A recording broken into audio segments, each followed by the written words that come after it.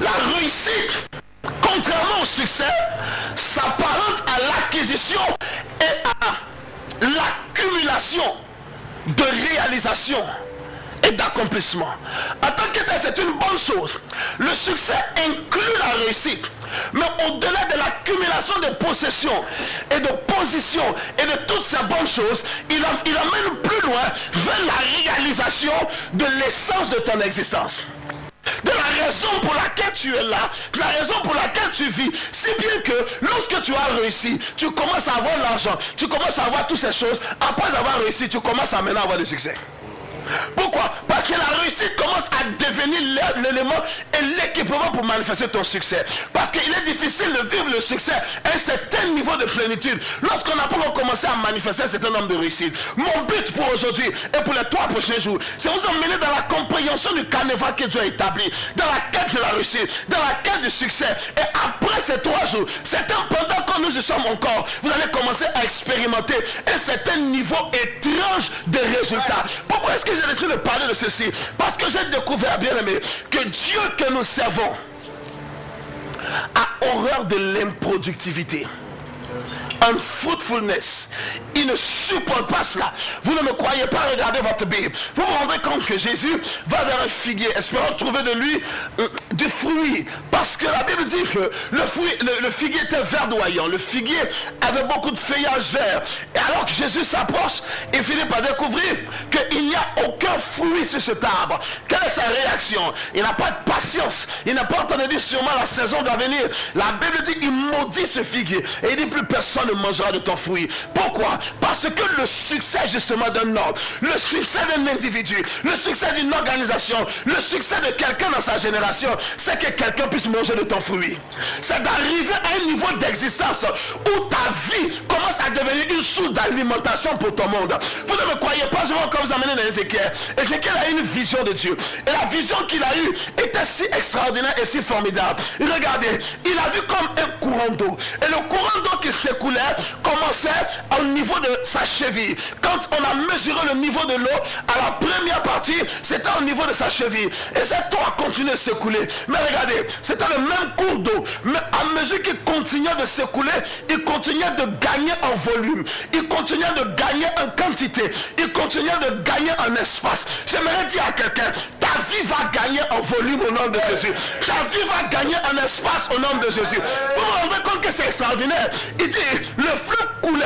Et comme il continuait de couler, il s'accroissait. Ça va de même avec la vie. La vie qui est même parfois symbolisée par un fleuve qui coule.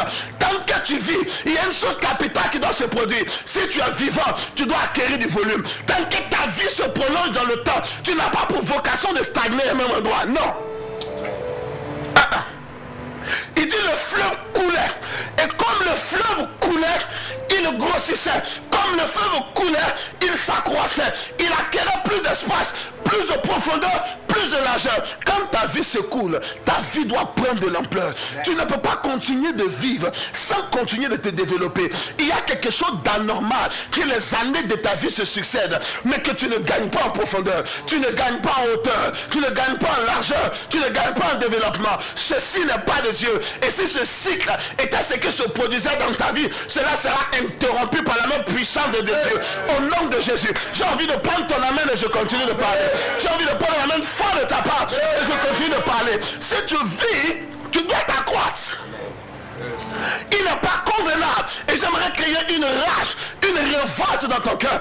Il n'est pas convenable que ta vie se prolonge, mais sans que ton impact ne s'accroisse, sans que ton existence acquiert un impact, acquiert un poids, acquiert un volume. Non, les années, écoute-moi, n'ont pas été conçues pour se succéder sans apporter un changement. Non, voyez-vous, lorsque Dieu crée le monde, il va établir des astres, et ces astres seront l'élément utilisé pour rythmer les temps et les saisons. Les astres majeurs sont la lune et ensuite le soleil. La Bible Bible dit le soleil comme pour présider au jour et la lune pour présider à la nuit.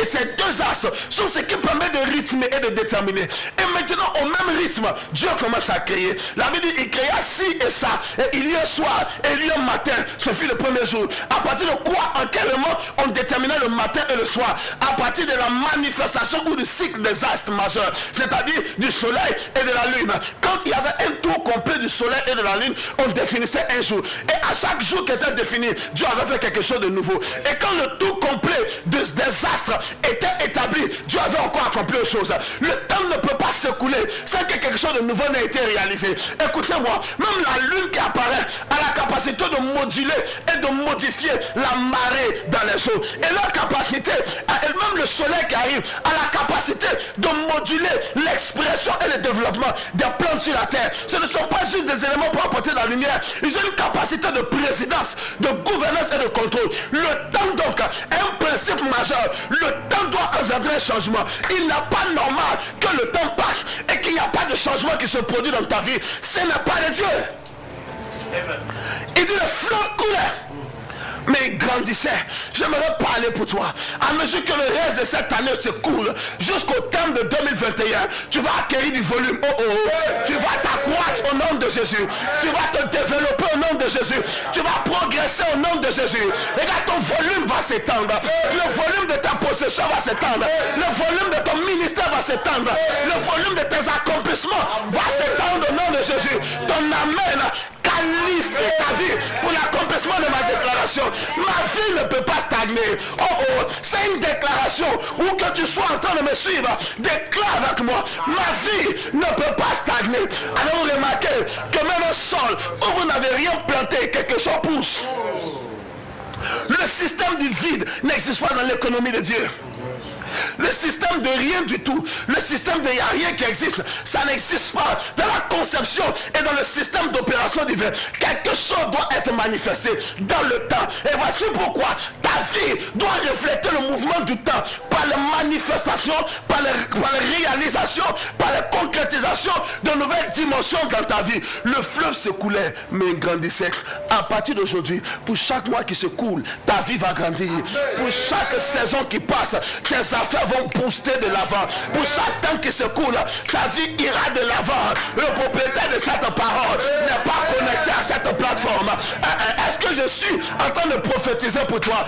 Aide-moi à dire à quelqu'un, c'est de moi qu'il s'agit. C'est de moi qu'il s'agit. Écoute-moi, ma parole est prophétique. La puissance de la stagnation est brisée sur ta vie au nom de Jésus. Il n'y aura plus aucune excuse pour t'arrêter. Tu vas avancer. Là où les autres stagnent, tu vas avancer. Là où les autres n'avancent pas, tu vas progresser. Là où les autres sont stoppés, tu iras de l'avant. Je vais dire à quelqu'un, ce qui a réussi à t'arrêter jusqu'aujourd'hui ne t'arrêtera plus. Ce qui a réussi à arrêter ton père, ça ne t'arrêtera pas. Ce qui a réussi à arrêter ta mère, ça ne t'arrêtera pas. Tu es inarrêtable au nom de Jésus. Aucune force dans le territoire ne t'arrêtera. Écoute-moi, aucun démon, aucun sorcier ne t'arrêtera. Si un homme se lève et qu'il a décidé d'être le terminus de sa vie à lui vient de se terminer.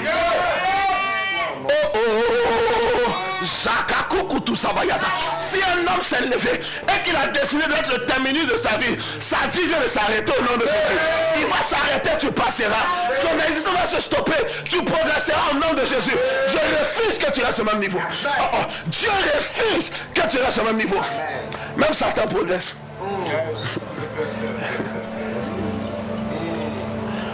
T'as pas entendu ce qu'il veut dire? Même Satan, il progresse. Et j'ai découvert dans ma Bible qu'il y a un système de progression des enfants de Dieu. Ils progressent de gloire en gloire.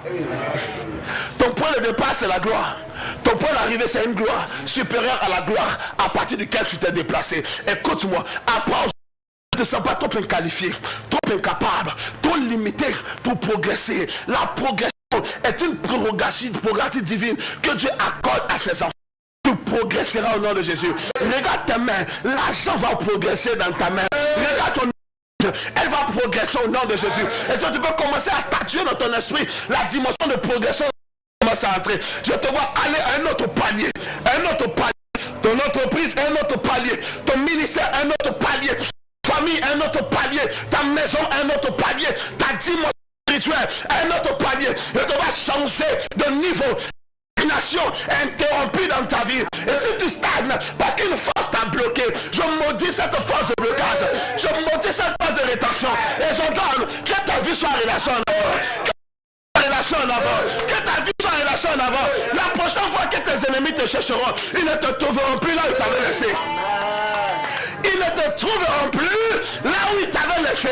Là où ils pensaient que tu ne quitteras pas. Lorsqu'ils te chercheront là-bas, ils découvriront que tu n'es plus là-bas. Alléluia. Si tu n'as pas l'énergie pour avancer, je commande que Dieu fasse arriver des hommes dans ta vie qui vont te faire avancer. Que Dieu fasse arriver des connexions. Que Dieu fasse arriver des aides de la destinée. Qui vont faire avancer ta carrière. Qui vont faire avancer ton ministère. Qui vont faire avancer ton appel. Qui vont faire avancer ton entreprise. Pour aujourd'hui, retiens ceci.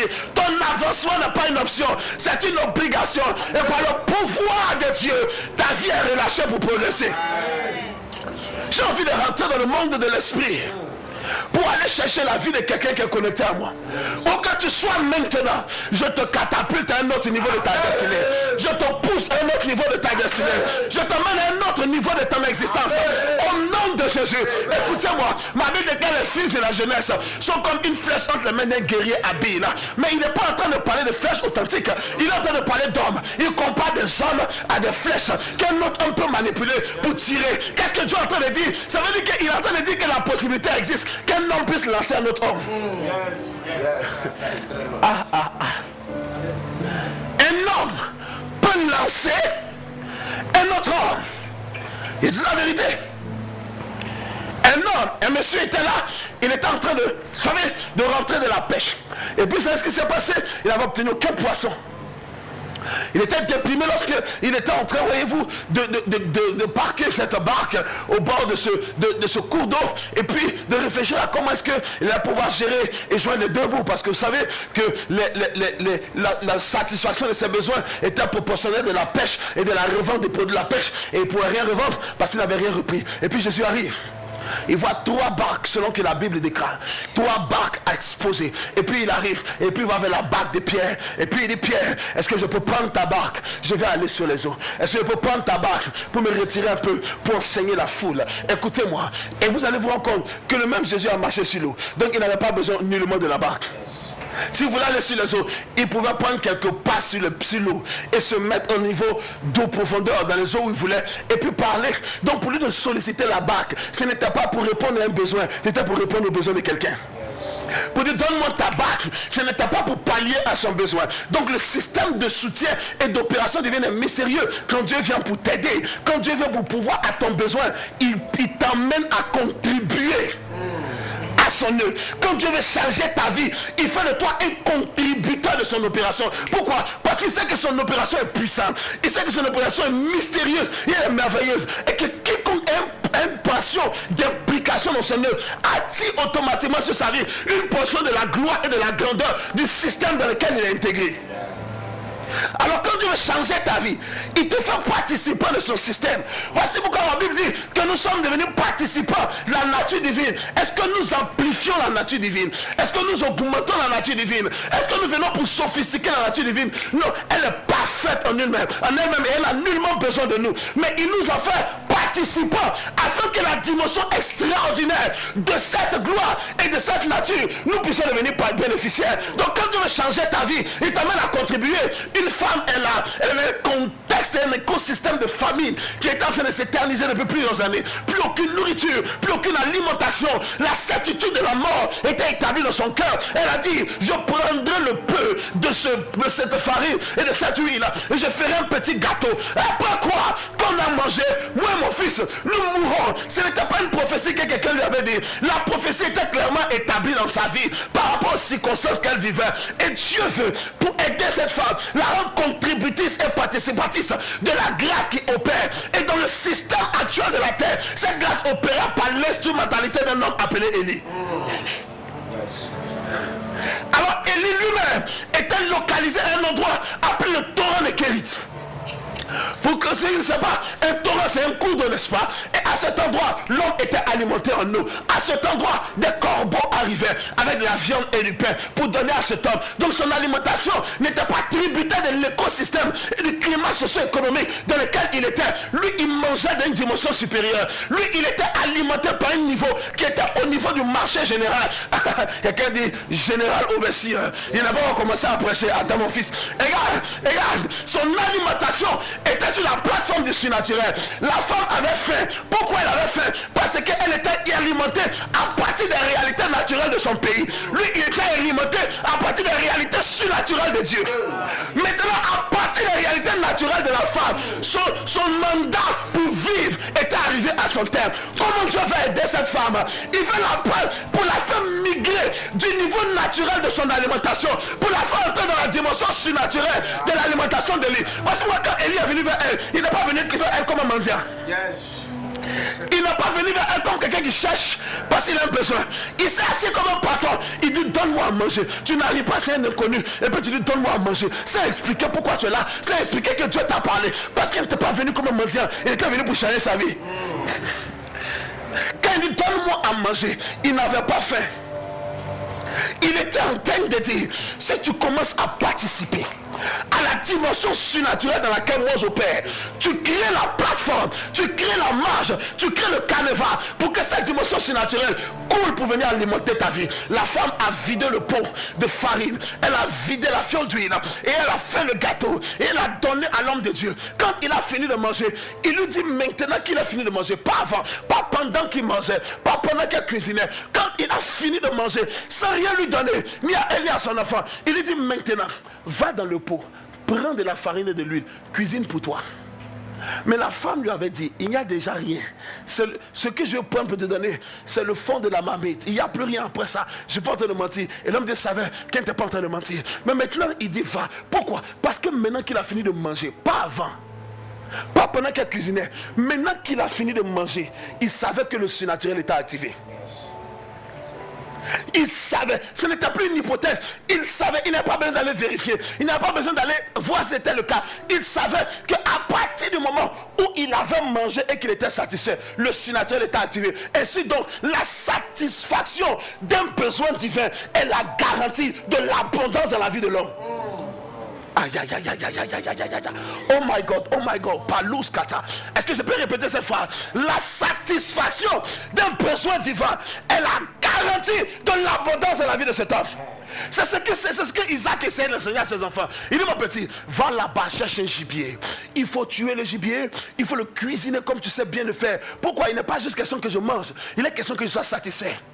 Mais c'est pourquoi la Bible dit maudit soit quiconque fait l'œuvre de Dieu en négligence. Il n'est pas question de faire l'œuvre, il est question d'apporter satisfaction dans l'œuvre que tu es en train d'apporter. Quand maintenant la mère entend cela, elle prend le repas à cuisine, elle apporte la touche particulière qu'elle sait que son mari apprécie. Et puis elle donne à son fils Jacob, dit pars et donne à ton père qu'il mange. Jacob est effrayé, il dit mais je prends une malédiction. Elle dit si malédiction il y a, que ça retombe sur ma tête, pas sur ta tête. Pourquoi quelqu'un peut être certain que la malédiction arrive et il se propose de recevoir délibérément cette malédiction? Parce que la mère, cette femme, avait des informations de Dieu que Isaac n'avait pas. Comment s'appelle la femme d'Isaac? Rebecca. Rebecca avait des informations de la part de Dieu que Isaac le vieillard n'avait pas. Quand Rebecca était enceinte, la grossesse était compliquée, elle allait consulter Dieu. Isaac n'était pas là. Elle était seule. Elle a dit Dieu, la grossesse a duré pour venir. Maintenant c'est elle là. Je ne comprends pas comment je suis en train de faire certain nombre de luttes. Dans mon ventre c'est comme si c'est la guerre. Maintenant Dieu lui dit, 2 nations sont dans ton ventre. Mais le plus petit sera supérieur à l'aîné. Isaac n'était pas là. Alors il avait une portion d'information que le vieillard n'avait pas. Elle savait que pour elle d'interférer de ce qui était en train de se produire était pour satisfaire un plan divin qui était en cours, même si le vieillard ne le savait pas. Mais maintenant qu'est-ce qui s'est passé?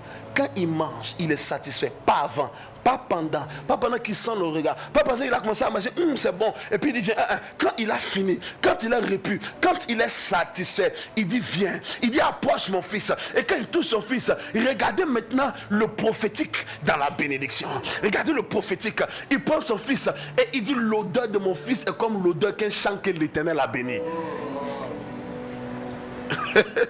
C'est ce mystère. D'où vient qu'un homme a l'odeur d'un champ? À la limite, si on te donne ça, on te dit ça sans explication, tu pourrais trouver ça insultant. Il dit, l'odeur de mon fils est comme l'odeur des champs que l'Éternel a béni. Ce qui est en train de se manifester, ce n'est pas une dimension, il y a la dimension humaine de la bénédiction, qui est la dimension surnaturelle de la bénédiction. C'est ce qui est en train d'être activé. Pourquoi? L'homme a satisfait aux besoins de son père. Et ce père était dans la dimension prophétique surnaturelle de la bénédiction. Il avait été élevé pour devenir fort riche par la dimension de son association avec Dieu. Alors, il était en train d'introduire son fils dans ce qu'il avait de surnaturel. Quand son fils lui a donné ce que lui il avait de naturel. Donne-moi ce que tu as de naturel. Je te donnerai ce que j'ai de surnaturel.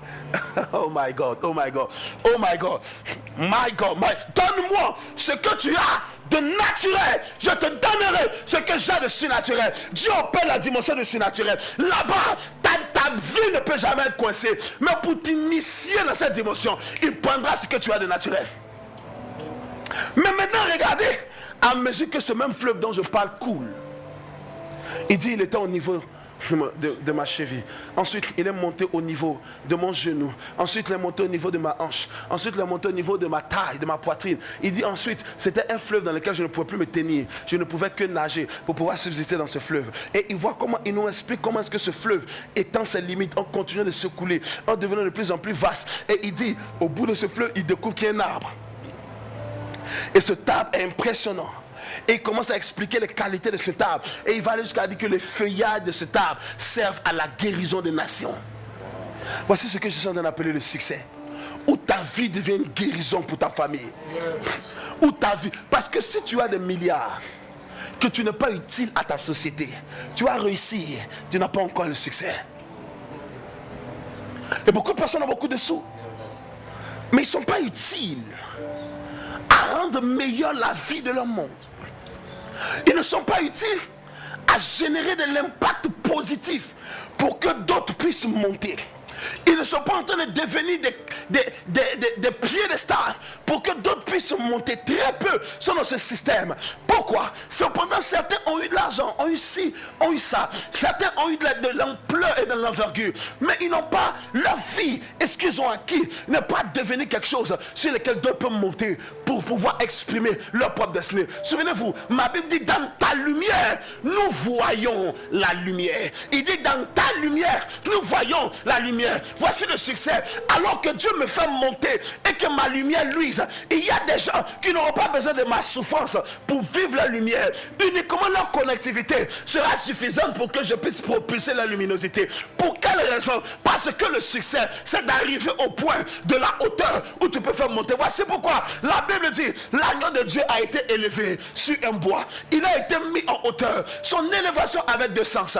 Il est vrai que de prime abord, elle ressemblait à une douleur, elle ressemblait à une souffrance, et ça l'était dans un certain sens. Mais écoutez-moi, la Bible exprime que l'Ancien Testament est l'homme des choses à venir. Et dans l'Ancien Testament, écoutez-moi, le peuple de Dieu, alors qu'ils sont en train d'être mordus par les serpents brûlants dans le désert, suite à leur désobéissance, Dieu parle à Moïse, il dit lève, érige un bâton, et ce met un serpent, et ce serpent d'airain, quiconque est malade, quiconque a été affecté, quand il fixera le regard, sera guéri et il sera libéré. Et il dit que même que dans le désert, Moïse a élevé le serpent. De cette même manière, le Fils de l'homme doit être élevé. Et il a dit lui-même, quand je serai élevé, j'amènerai les nations à moi. L'élévation qui semblait être une douleur était une élévation qui l'amenait à sa gloire. Parce que le même... je suis venu dire à quelqu'un, c'est ça mon intervention. Le chemin de ta douleur, c'est exactement la route de ta gloire. Là où tu passes et tu souffres, c'est exactement le chemin de ta percée.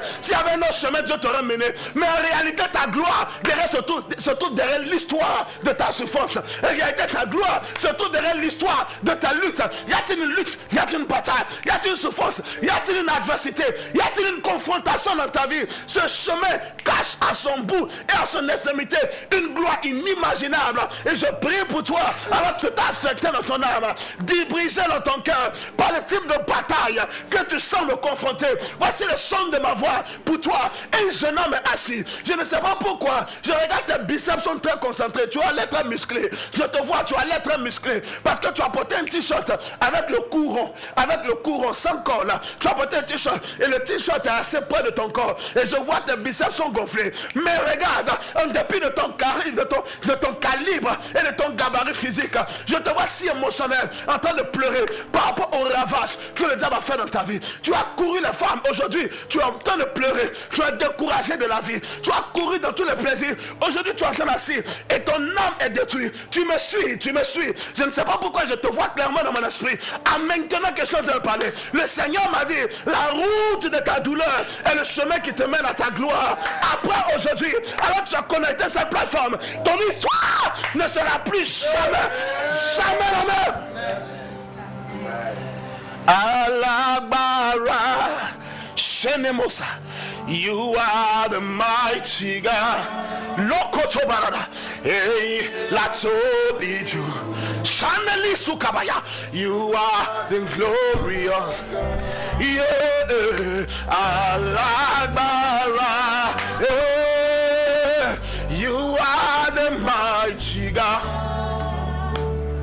Hey, latobiju.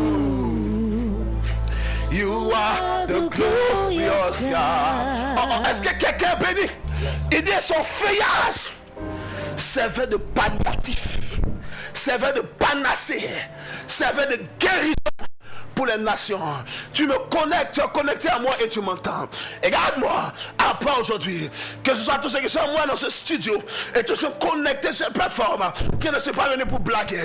Je ne suis pas venu parce que je manquais d'occupation. Alors j'ai créé cette plateforme pour écouler mon temps. Je suis arrivé ici pour dire à quelqu'un, ta vie servira de guérison à ta génération. Tu peux être moins doué que l'autre, moins beau, apparemment moins qualifié, mais il y a un dépôt de Dieu qui est suffisant dans ton canevas pour faire de ta voix l'objet de l'attention de ta génération. Écoute-moi, je parle pour ta vie. Tu monteras au nom de Jésus. J'ai dit tu monteras au nom de Jésus. J'ai dit tu monteras au nom de Jésus. Ton feuillage ne sera pas sec. Ton feuillage sera vert. Tu monteras au nom de Jésus. Tes branches ne seront pas sans fruits. Il y aura du fruit dans ta vie. Il y aura du fruit dans ta vie. La saison de ton improductivité est terminée. Même papa, tu parles bien, mais j'ai pris de l'âge. Le temps est parti. Je n'ai rien de concret d'accompli. Je ne sais pas comment est-ce que je peux monter. Je ne suis pas venu te parler du comment. Je suis venu te parler du pourquoi. Lorsque tu comprends le pourquoi, tu n'as plus besoin de te soucier du comment. Parce que tu sais que si la raison est justifiée, le cosmos trouvera le moyen d'arriver à la méthodologie. Un ange arrive à une femme. Il dit salut, toi à qui une grâce a été faite. Voici, tu tomberas enceinte et tu enfanteras d'un enfant. Il sera le sauveur de l'humanité. Et tu es ce formidable. Elle dit comment. Pendant qu'elle cherche à savoir le comment, l'ange lui explique le pourquoi. Comment ça peut arriver? Je ne connais pas d'homme. Comment ça peut arriver? Je ne suis pas encore marié. Comment ça peut arriver? Et l'ange lui dit, le comment n'est pas le problème, c'est le pourquoi. Le pourquoi, c'est que l'esprit viendra. Et le pourquoi l'esprit viendra parce qu'une grâce a été faite. Donc en fait, quand tu comprends que la grâce rencontre l'activité du Saint-Esprit, tu n'as plus besoin de réfléchir au comment. Le comment est la responsabilité de la grâce par le mouvement de l'esprit. Toi, ton principe de base, c'est d'apporter ton acceptation. La Bible déclare la parole de Dieu est oui et amen. Le oui est le système d'acceptation. L'amen est le système d'accomplissement. L'accomplissement appartient à Dieu. L'acceptation appartient à l'homme. Quand tu acceptes, Dieu entre dans sa responsabilité de l'accomplissement. Après aujourd'hui, je ne sais pas dans quel tour tu peux être assis. Je ne sais pas dans quel système de misère tu peux être assis. Mais il y a une chose que je sais. Et ce que je sais, c'est que je sais que l'Esprit de Dieu a sélectionné ta vie. De même qu'il a sélectionné ma vie. De même qu'il a sélectionné la vie de quelqu'un qui est sous le son de ma voix. Pour que ton existence sur la terre soit la raison pour laquelle un homme va glorifier Dieu. Pour que ton existence sur la terre soit la raison pour laquelle ta famille va célébrer le Seigneur. Pour que ton existence sur la terre soit la raison pour laquelle la France voit la gloire de Dieu, les États-Unis voient la gloire de Dieu, ta génération voit la gloire de Dieu. Et comme ça ne vient pas de ta décision, mais du choix de celui qui règne au-dessus de tous ceux qui règnent, à partir d'aujourd'hui, par le mystère de la sélection divine et par l'opérationnalité de l'ange du Saint-Esprit, à partir d'aujourd'hui, le succès est garanti dans ta vie. Oh oh, j'entends ton amen. Quelque chose est en train de se passer. Quelque Quelqu'un dit, moi je monterai. Je monterai. Je monterai. Je monterai. Et son feuillage servait à la guérison des nations. Qu'est-ce que ça veut dire? Le désir de Dieu, c'est la productivité de l'homme, le résultat.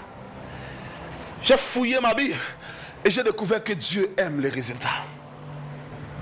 Dieu aime les résultats. Déjà la cognée est mise à la racine des arbres. Tout arbre qui ne produit pas de bons fruits sera coupé et jeté au feu. Dieu aime les résultats. Écoute-moi. Je suis avec toi aujourd'hui, demain. Tout à l'heure, on va prier. Parce que je suis en train d'introduire. Et j'ai commencé déjà avec un peu de retard. Alors je ne pourrais pas aller dans la profondeur de mon message. Mais voyez-vous, les prochains jours, on a encore demain, lundi. On a encore mardi.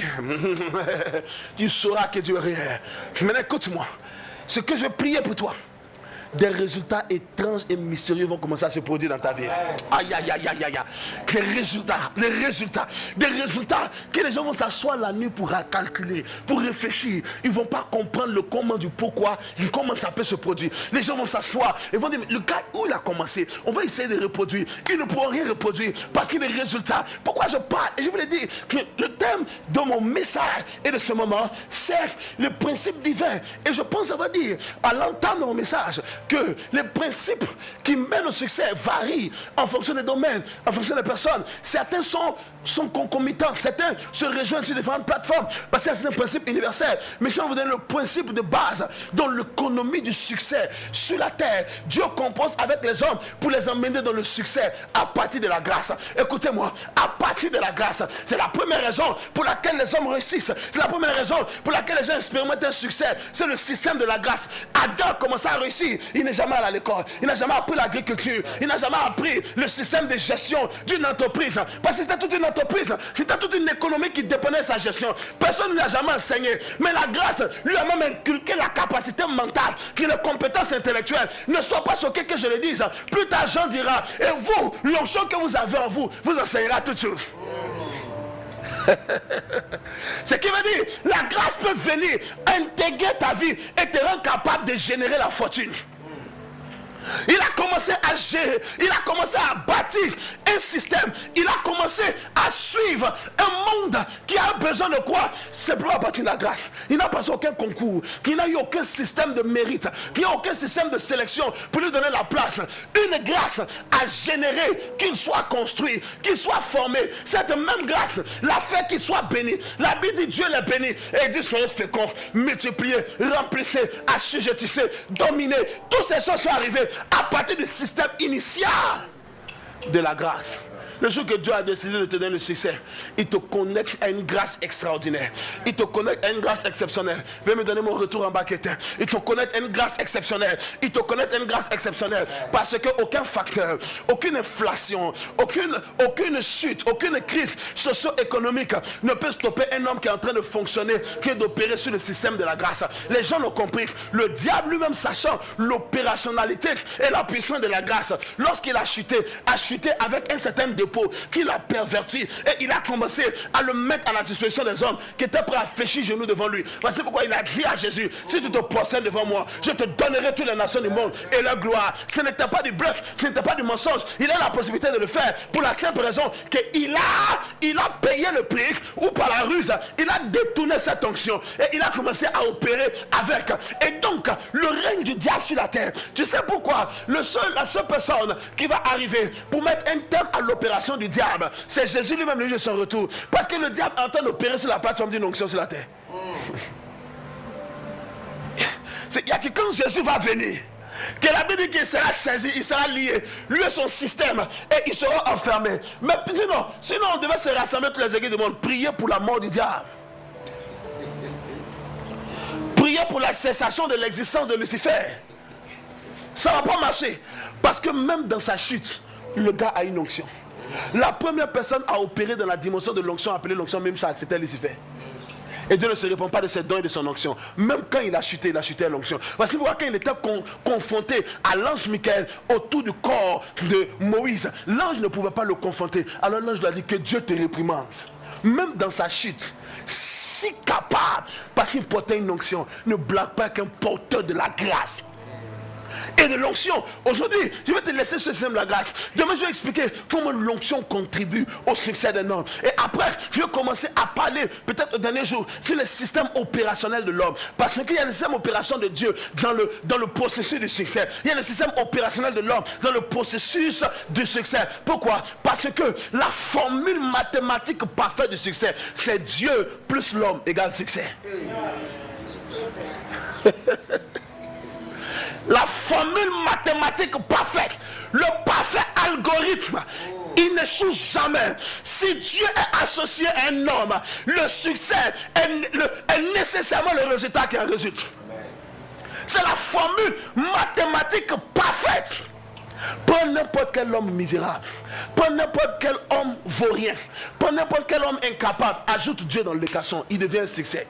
Prends n'importe quelle entreprise qui ne marche pas, qui ne donne pas de résultats, ajoute Dieu dans l'équation et devient un succès. Prends n'importe quel ministère qui peine à décoller, ajoute Dieu dans l'équation et devient un succès. Les gens font église sur 5 ans, ils n'arrivent pas à produire des résultats que toi, en 5 cultes, tu produis. Il n'y a pas de formation à l'école pastorale pour ça. Il n'y a pas une école pastorale où tu peux apprendre à générer ça. Le gars, il fait 5 ans. En 5 ans d'église, en 5 ans de ministère, il a 100 personnes. En 5 cultes, ça veut dire 5 semaines. On compare 5 ans pour 100 personnes. Toi, avec 5 semaines, tu rassembles 200 personnes. Il n'y a pas une école où on apprend ça. Il n'y a pas un système nous, on a l'école biblique, mon ami. Si on nous avait montré ça, on devait très loin. On a laissé l'école biblique, on allait même à l'école, à l'université théologique. Personne ne nous a montré ça. Personne ne nous a montré ça. Pourquoi? Parce que ça ne s'enseigne pas.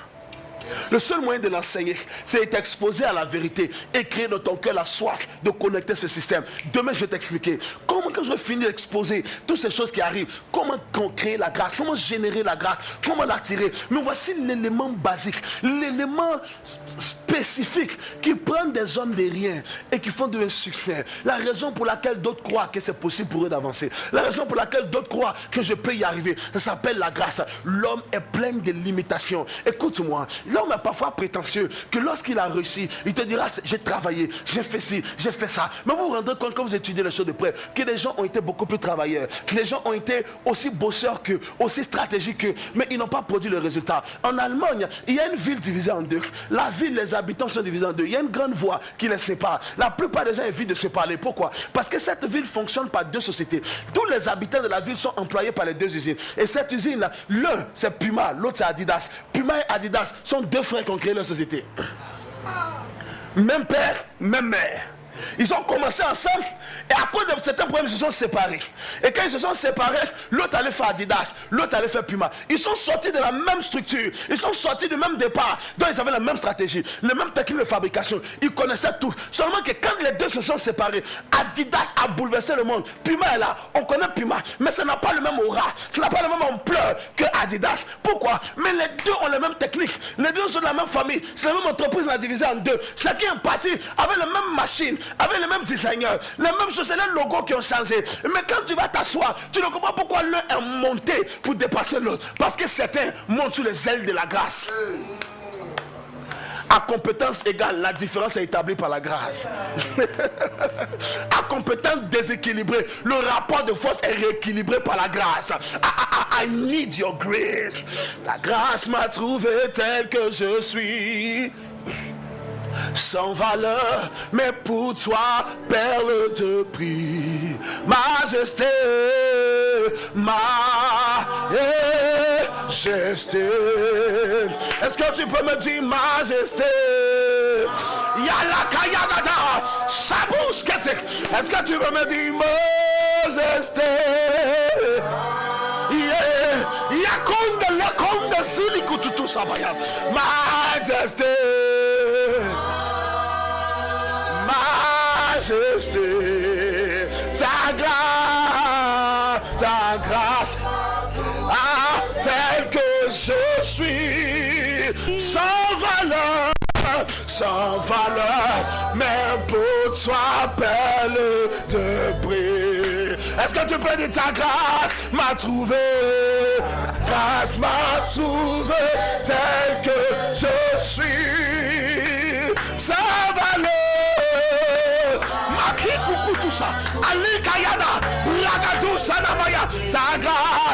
grâce m'a trouvé. Ta grâce m'a trouvé. Tel que je suis, oh, sans valeur. Mais pour ton bel te prie. Majesté, majesté,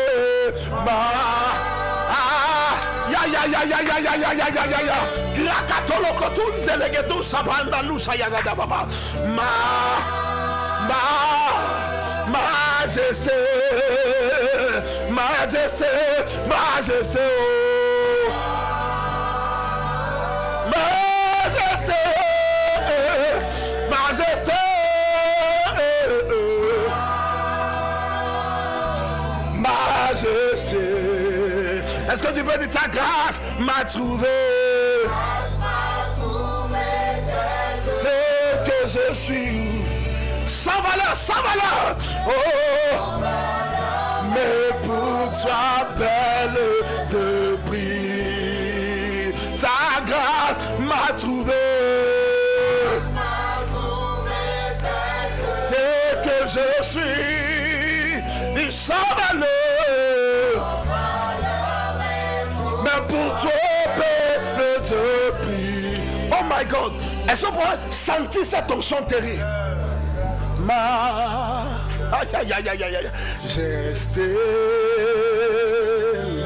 Coutez-les que tout chabalise.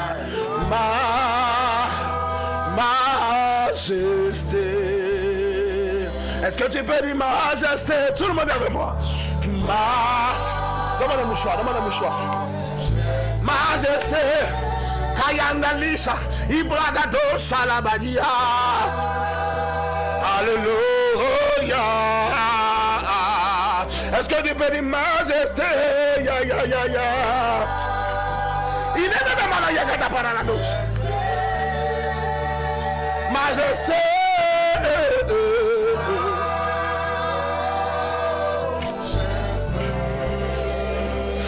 Majesté, majesté. Aïe. Les ketokos cabine dans la casousa. Majesté. Oh, majesté. Est-ce que tu peux dire majesté, majesté? Maki koutus kakouon de l'egedou savayana. Majesté, majesté. Oh.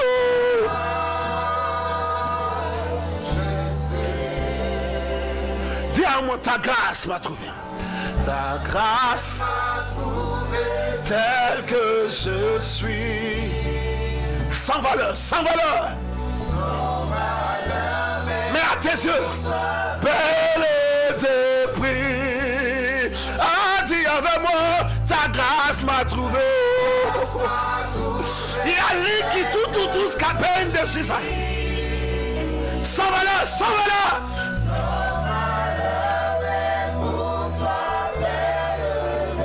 Aïe. Lord Jesus, ta grâce m'a trouvé tel que je suis, sans valeur, mais pour toi belle de près. Jesus, ta grâce m'a trouvé tel que je suis, sans valeur, mais pour toi perle de prix. Ta grâce m'a trouvé tel que je suis, sans valeur, mais pour toi perle de prix. Ta grâce m'a trouvé tel que je suis. Lokotoko balada. Sans valeur, mais pour toi, perle que il est ma majesté. C'est pourquoi je veux dire majesté. Aïe.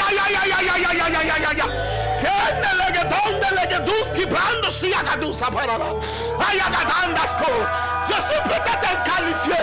Je suis peut-être plein de défauts. Je suis peut-être plein de fautes. Mais ta grâce m'a trouvé. Tu es ma majesté. Tu es ma majesté. Ya, ya, ya, ya. Yeah. Je sais. Quel était le mérite de Marie pour enfanter Jésus? Quel était le mérite de David pour devenir roi sur Israël? Quel prix le chercheur d'âne Saül a payé pour avoir l'attention de Samuel le grand, pour que l'huile soit mise sur sa tête? Quand il arrivait, il cherchait l'âne. Et Samuel lui a dit: ne pense plus aux ânesses. Il vient ici, on a réservé l'épaule. L'épaule du veau a été réservée pour toi. Plus tard, j'ai découvert que ma Bible dit en Ésaïe, car la domination reposera sur son épaule. Il lui a donc donné l'épaule pour dire: pendant que tu cherches les ânesses, je te donne l'épaule pour conditionner la royauté à ta destinée. Je vais enfoncer dans ton système le système pollué par les esprits de famille, le système pollué par le blocage de ta génération. Je vais renforcer, je vais imposer, je vais injecter la royauté. Prends l'épaule. Il est dit: prends l'épaule. Aïe, aïe, aïe, aïe. Quel était le prix que Samuel a payé pour devenir le plus grand prophète de sa génération? Il était un enfant qui dormait au temple. Dieu a laissé le vieillard. Il est venu parler à l'enfant. Oh, je sais que je ne suis pas fort. Je sais que je ne suis pas sans faute. Je sais que je ne suis pas parfait. Mais s'il te plaît, quel était le prix que Paul a payé pour devenir le plus grand apôtre? Il marchait sur les routes de Damas pour aller tuer les gens. Et Dieu est venu le prendre pour le oint d'apôtre. L'onction que les gens prient n'ont jamais eu. Dieu est venu donner ça à un gars qui peut-être tuer ses enfants. Quel était le prix de ce pécheur? David aime Pierre avec sa barque. Découragé de ne pas avoir de poissons. Quelle connaissance principe il avait? Quelle connaissance de stratégie il avait? Parce que quand je commence là, si je dois commencer à t'expliquer aujourd'hui tous les principes pour être élevé, par le moment où tu as seulement fini de comprendre, ta vie est déjà finie. Il n'est pas dit que tu as fini d'appliquer ou tu as fini de comprendre. Parce que le succès laissé au monde est douloureux et est difficile. Les gens qui ont bâti du succès, c'était au prix de leur foyer. Leur foyer n'a pas survécu à ça. Parfois, leurs enfants n'ont pas survécu à cela. Parfois, certaines choses personnelles n'ont pas survécu. C'était pour eux le prix pour parvenir à l'argent, pour parvenir à l'accomplissement. Si je dois aujourd'hui t'enseigner le ministère, il faut faire ci, il faut faire ça, il faut faire ça avec toutes les malédictions qui te poursuivent. Si je dois maintenant te dire de commencer, mon ami, jusqu'en 2045, tu n'as pas encore fini d'arranger d'abord les problèmes avant de commencer à vivre le bénéfice. Alors, ta grâce m'a trouvé. Ce gars est un assassin, oui, je sais. This is why we call it grace. Le diable peut contester ta prière. Il ne peut pas contester la grâce. Le diable peut s'opposer à ton jeûne. Il ne peut pas s'opposer à la grâce. Tu peux jeûner 40 jours et puis le diable va venir, Seigneur, il ne mérite pas l'exaucement. Mais quand la grâce est mise dans l'équation, le diable n'a plus d'argument, qui ne sait rien quoi dire, parce que la grâce prend en compte tes fautes et sort de tes fautes, sort de tes limitations, le chemin de ton ascension. Tu veux connaître le succès? Tu as besoin de la grâce. Tu veux connaître le succès? Le temps est déjà perdu. Tu as perdu du temps. Ton âge a pris de l'avance. Certaines choses sont parties. Ça fait 15 ans que tu as commencé la maison d'abord fini. Quand tu t'es fatigué, tu allais t'asseoir dedans dans la maison inachevée. Tu es là-bas en train d'attendre la visitation de Dieu pour terminer. Ce n'est plus un témoignage. Ce n'est plus un témoignage. D'autres ont commencé les maisons 100 fois plus grandes que toi. En 9 mois, ils ont fini. 15 ans, tu as mis quelques briques. La maison, depuis 15 ans, tu n'as pas réussi à terminer. Tu as mis la toiture, tu as mis un peu les peintures sur le mur, tu allais t'asseoir dedans. Je n'ai rien contre toi et je t'apprécie. Tu as fait ce qui te semblait juste. Mais ce n'est pas arrivé. Tu as besoin de la grâce. Si je veux te laisser dans le combat spirituel, tu vas découvrir qu'on ne finit jamais le combat. Combat spirituel. Allez voir toutes les églises qui délivrent. Le gars, il est loin pour délivrer. Mais chaque dimanche, on délivre les gens. Et souvent, la même personne qu'on a délivré dimanche passé, on la délivre encore l'autre dimanche. Ah Joe, tout l'ensemble de délivrance que tu as. Et je ne minimise pas ce ministère. Je ne condamne pas et je ne combats pas quelque chose que je n'ai pas. Je délivre. Mais on délivre. Le gars, il est loin. Il y a des ministères de délivrance puissants.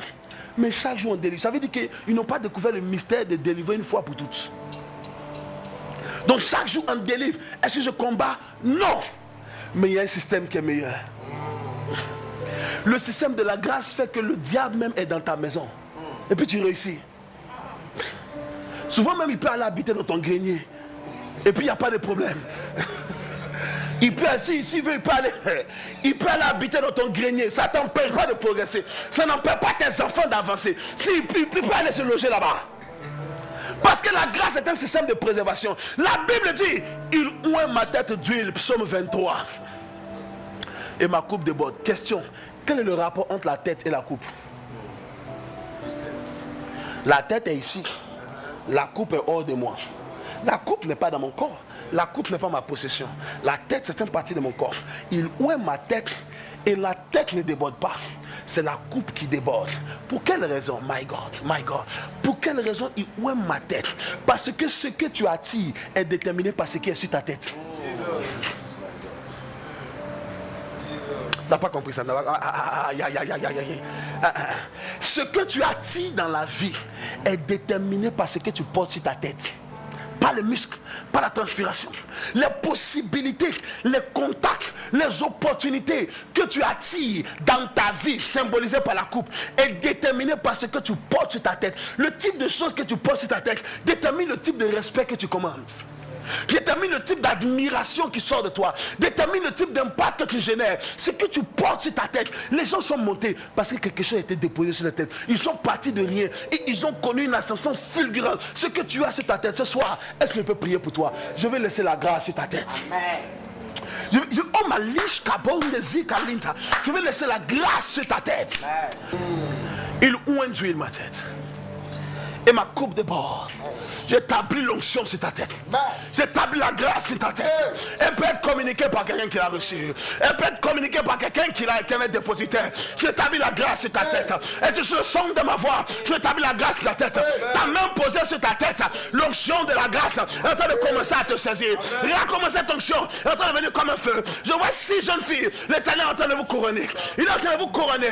Il est en train de vous couronner d'une grâce exceptionnelle. Il est en train de vous couronner d'une grâce magnifique. Il est en train de vous couronner d'une grâce glorieuse. Il est en train de vous couronner. Je vois la couronne posée. Alors que ta main sur ta tête.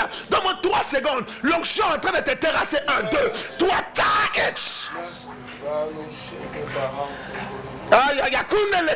Je ne suis pas venu te trouver là où je t'ai laissé. J'ai trop de choses à faire pour plaisanter. Et j'ai trop de l'espoir pour toi, pour monopoliser ton temps, pour juste venir te distraire. J'ai décidé de ne pas te laisser comme je t'ai trouvé. J'ai décidé que Dieu m'emmène, que je ne te laisse pas là où je t'ai trouvé. La grâce qui élève la tête des hommes, la grâce qui distingue la vie des hommes, la grâce qui les catapulte d'un succès magnifique, je la convoque dans ta vie. Montre-moi comment tu résistes à l'onction. Pradous Kelita.